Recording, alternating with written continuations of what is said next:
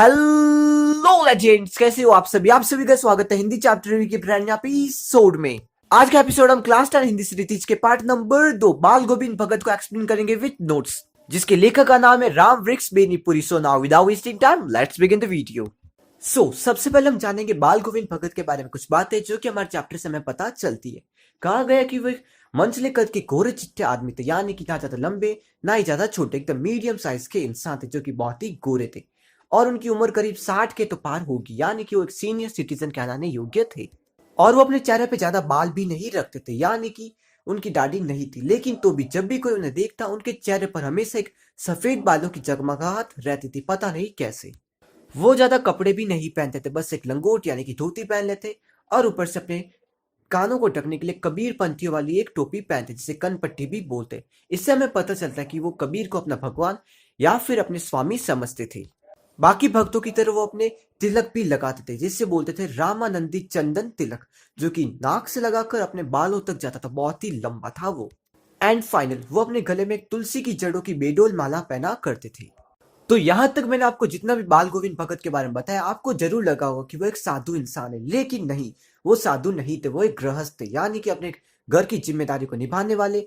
अपने वो बेटे और उसकी बहू के साथ में रहते थे अपने घर के अंदर, साथ ही वो खेती बाड़ी भी करते थे। लेकिन तो भी गृहस्थ होने के बावजूद भी उनके गुण एकदम साधुओं की तरह थे, यानी कि बहुत ही अच्छे इंसान थे। जैसे कि वो कभी झूठ नहीं बोलते, किसी से बेफालतू की बातें नहीं करते और झगड़ा तो बिल्कुल भी नहीं करते थे। किसी की भी वस्तुओं को बिना परमिशन के नहीं छूते थे और साथ ही किसी के खेतों में तो कभी भी शौच नहीं करते थे। ये उनके गुण थे। एंड सबसे बेस्ट गुण तो ये था कि वो कबीर के पद गाया करते थे। वो कबीर को अपने सब कुछ मानते थे, अपने स्वामी मानते थे। और जब भी कुछ खेती बाड़ी से उनको मिलता, सबसे पहले अपने 4 कोस दूर कबीर के किसी मठ में जाते, उसे चढ़ाते और जो कुछ भी प्रसाद के रूप में मिलता उसी से खुश होकर अपना गुजारा करते थे। जैसे कि मैंने आपको कहा कि वो गाने के बहुत ही शौकीन थे, बॉलीवुड के गाने नहीं बल्कि कबीर के पद गाया करते थे। और साथ ही कुछ ऐसे 4 पल जहाँ पर वो बहुत ही अच्छा गाना गाते थे, जैसे कि कुछ इस तरह। आषाढ़ के महीने में हमें बताया जाता है कि जब बारिश होती है सब लोग खेती करते, राइट। तो उसी की वक्त बाल गोविंद भगत और उनके गांव वाले भी खेती कर रहे होते। और जब भी वो खेती करते तो बाल गोविंद भगत कुछ इस तरीके से गाते कि लोग बताते कि एक राग तो स्वर्ग की तरफ जा रही है और दूसरी राग पृथ्वी पे खड़े लोगों के कानों में जा रहे। हर कोई उत्साहित हो उठता, बच्चे तो खेलते कूदते और मजे करते और औरतें उनके गानों को दोहराती और गुनगुनाती थी। मैं कोई सिंगर नहीं हूं, जो मैं एक्सप्लेन नहीं कर सकता, आप इसे पढ़ लेना, ठीक है।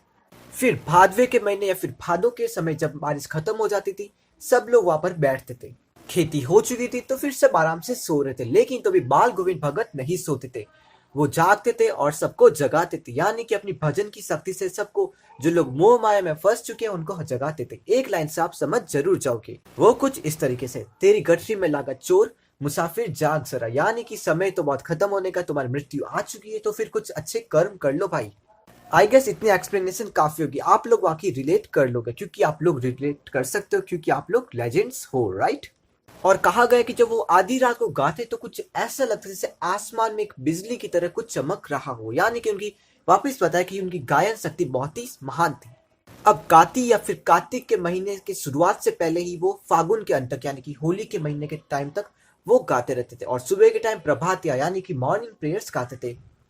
एक बार तो जब सब लोग सो रहे थे, बहुत ठंड थी, तब वो एक पहाड़ पे, पहाड़ तो नहीं बोलूंगा, किसी ऊंचे भिंडे पे बैठ के अपने गाना गाते थे, किसी अपने वाद्य यंत्र के साथ, जिसे खंजड़ी भी बोलते हैं, उसे बजाते रहते और गाना गाते। सब लोग वापस ऐसा कहते कि भाई क्या गाना गा रहा है ये बंदा। एंड फाइनल, गर्मियों के टाइम में जब सब लोग फ्री हो जाते, तब मॉर्निंग के टाइम में सब लोग आते और भगत के घर में बैठ जाते थे। भगत एक राग गाते, सब लोग उसे दोहराते और तिहराते, यानी कि 3 बार दोहराना को तिहराते बोलते हैं। और पता ही नहीं चलता कि लोग कितना खो गए कि वो गाते गाते नाचने लगते, तो वो एकदम जैसे बोल सकते आप, वो एंजॉय करते भगत के गानों में। और कहा गया कि उनके गाने की वजह से कोई भी शाम जो कि बहुत ही उमस भरी थी, वो भी एकदम ठंडी हो जाती, यानी कि शीतल हो जाया करती थी। यहाँ तक हमने जितना भी उनके गाने के बारे में सुना था वो तो कुछ नहीं था, बल्कि अब उनके गाने की चरम सीमा के बारे में अब हम जानेंगे, जब उनके एक इकलौते बेटे की मौत हो चुकी थी। बताया गया कि जो उनका एक इकलौता बेटा था वो थोड़ा सा भोला था, यानी कि मेंटली डिस्टर्ब था।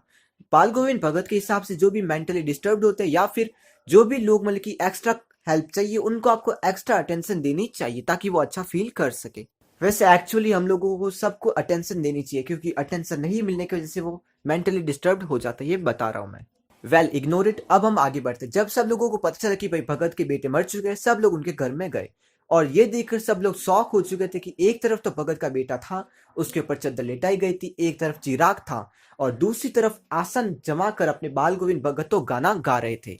सब लोग ये देखकर शॉक हो गए कि भाई ये क्या हो रहा है, एक तरफ तो बेटा मरा हुआ है और यहाँ पर एक इंसान गाना गा रहा है, ऐसा कैसे हो सकता है। भगत अपनी पतोहू यानी कि अपने बेटे की बहू को भी कहते कि भाई रो मत बहन, रो मत, बल्कि ये तो बहुत ही अच्छा पल, यानी कि आत्मा परमात्मा से मिल रही, इससे अच्छा पल कौन सा हो सकता है। हमें तो उत्साह से एकदम उत्सव की तरह मनाना चाहिए, यानी कि फेस्टिवल की तरह मनाना चाहिए। रोकर क्यों किसी आत्मा को रोकना, बहुत ही अच्छी बात कही, पर आम लोग इसे समझ नहीं सकते। तो फिर बेटे की मौत के बाद में जितना भी क्रियाक्रम होता है वो सब भगत ने नहीं किया, बल्कि उनकी वाइफ से ही करवाया था, यानी कि पतोहू से ही करवाया था। और जब श्राद्ध का समय हो गया, यानी कि टाइम लिमिट कंप्लीट हो गई, तो उसके भाई को बुलवाया और बोला कि भाई इसे ले जाओ और इसकी दूसरी शादी करवा देना। इस समय पता चलता कि जो हमारे भगत थे वो बहुत ही महान इंसान थे, साथ ही समाज सुधारक भी थे।